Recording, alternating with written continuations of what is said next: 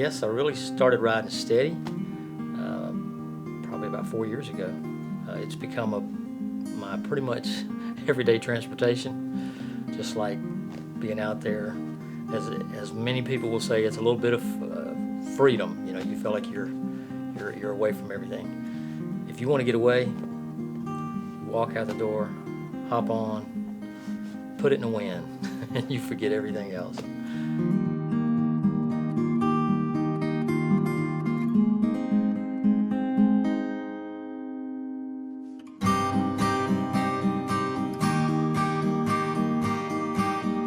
When you connect with other people who have the same interest, there's a lot of camaraderie there. You know, you're talking about the bikes, or you're talking about where you're going, or where you've been, and you begin to develop a relationship with those people and connect with them in that way, and that leads into developing a relationship.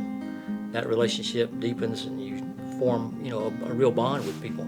So then you've gone from talking about motorcycles to, you know, what's going on in your life, what's going on with your family, what's happening with God in your life.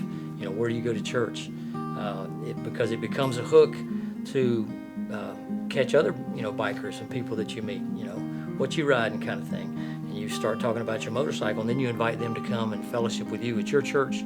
So it becomes an outreach tool.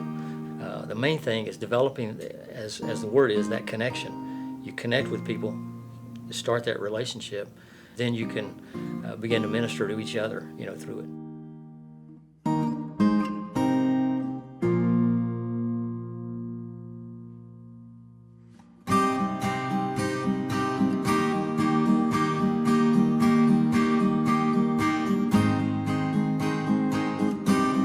Just come ride with us. No obligation, just come check us out. Ride with us and see where the road takes you.